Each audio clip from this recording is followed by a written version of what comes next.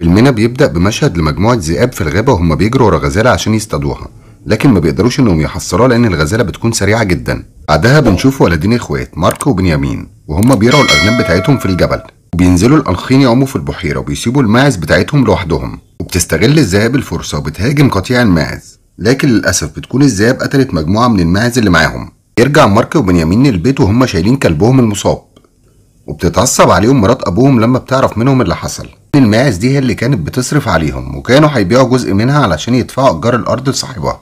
تطلب منهم مرات ابوهم انهم يرجعوا تاني للجبل علشان يجيبوا الماعز اللي ماتت. بيخاف الاخين مارك وبنيامين انهم يرجعوا تاني للجبل بالليل، خاصة ان الجو بيكون مطر ورعد، ده غير الذئاب اللي كانت بتاكل في الماعز اللي اصطادوها. يقعدوا بره البيت يستنوا ابوهم لحد ما بيرجع وبيعرف باللي حصل، وبتعرض عليه مراته فكرة، وهي انه يبيع واحد من الولدين لصاحب الارض بدل من الماعز اللي ماتت، علشان يرضى انه يسيبهم عايشين في البيت والارض. وتاني يوم بينادي الاب على مارك علشان ياخده معاه غصب عنه، واللي بيكون واضح عليه انه اقتنع بفكرة مراته. وبيجري وراهم بنيامين لانه ما بيكونش عايز يفترق عن اخوه، بس ما بيحصلهمش. بيوصل الاب للمدينة وبيروح لبيت اونستو صاحب الارض، وبيحكي له اللي حصل، وبيقول له انه جايب له معاه مارك ابنه بدل الماعز اللي ماتت. هدده اونستو، بيقول له ان دي اخر مرة، وان المرة الجاية اللي ما كانش يجيب له فلوس الايجار هيطرده هو وعيلته من البيت والارض. سيب الاب مارك في قصر اونستو، بيمشي يرجع لبيته، وبينادي اونستو على المساعد بتاعه وبيطلب منه انه يجهز الاحصنة عشان يروحوا للجبل. بياخد زفير مساعد اونستو مارك وكام شوال من القمح وبيطلعوا للجبل.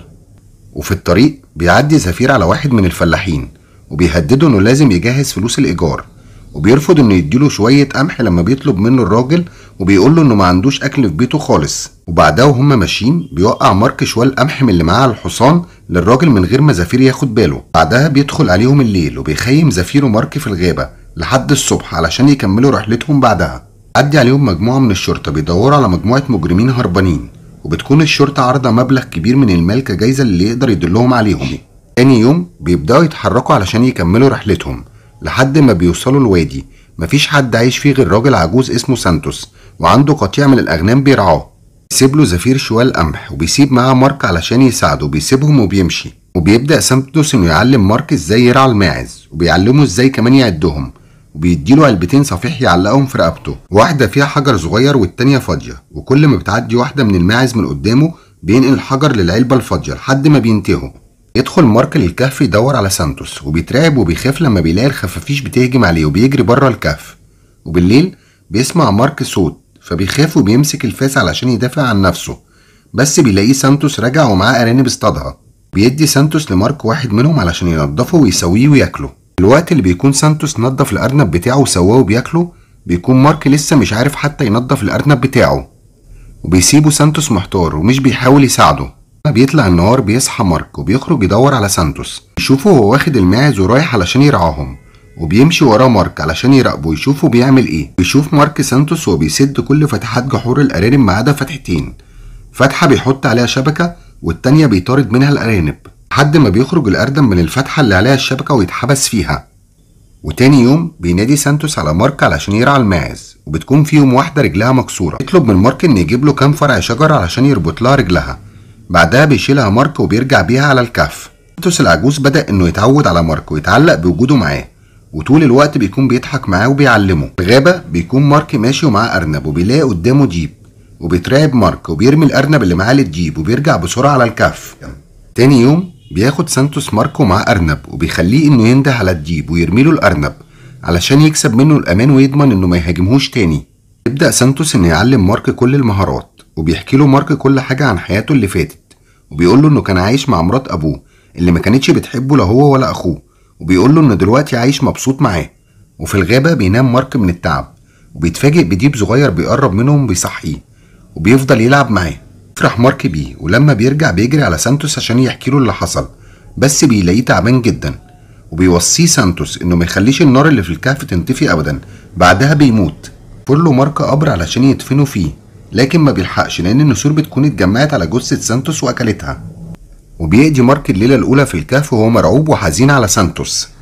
بعدها بيوم بيكون مارك بيرعى الماعز وبيشوف أرنب، بس قبل ما يلحق يصطاده بيخطفوا صقر وبيطلع بيه على العش بتاعه فوق شجرة. وبيطلع مارك علشان ياخد الأرنب من على الشجرة، بس بيقع من عليها من ارتفاع عالي وإيده بتنكسر. بيعمل زي ما اتعلم من سانتوس وبيجيب فروع شجرة وبيربط ايده بيها. بعدها بينام مارك، ولما بيطلع النهار بيلاقي مارك قطعة لحم كبيرة على باب الكهف، وبيكون الديب هو اللي جابها له. وبيستمر الديب انه كل ما يصطاد فريسة ياخد جزء منها ويروح يسيبها لمارك اللي اتعود على الحياة لوحده وبقى اشطر من الاول في الصيد. وفي يوم بيجي زفير للمكان وبينده على سانتوس وما بيلاقيهوش، وبيستخبى منه مارك قبل ما يشوفه ويمسكه. وبيشوف زفير هيكل جثة سانتوس وبيعرف انه مات، فبياخد كل الماعز وبيمشي. وبيدخل مارك بسرعة للكهف علشان يولع النار اللي زفير تفوعها، بس بيتفاجئ بزفير واقف وراه وبيمسكه علشان ياخده معاه على المدينة. وبيعترض قطيع الذئاب زفير ورجالته علشان يدافعوا عن مارك، وكانوا هيهاجموهم لحد ما بيطمنوا ان مارك قدر يهرب منهم، فبيبعدوا عنهم وبيسيبوهم. بعد مرور وقت بينتهي الربيع وبيدخل فصل الشتاء، والتلج بيغطي الوادي كله، وبيكون مارك لسه بيصطاد في الأرانب. وفجأة بيظهر زفير ومعاه 2 يقتلوا 2 من قطيع الذئاب، وبيتصاب الذئب التالت اللي بيساعد مارك بس بيقدر انه يهرب. يكون زفير عمل كده في قطيع الذئاب علشان ينتقم منهم لما حاولوا يهاجموه. وبياخد مارك الذئب المصاب معاه على الكهف علشان يعالجه. بتمر سنين كتير وبيكون مارك كبر وبقى هو والديب أصدقاء وأصبح صياد ماهر. بيسمع مارك صوت ضرب نار، وبيلاقي زفير بيطارد راجل وبيضربه بالنار وبيسيبه.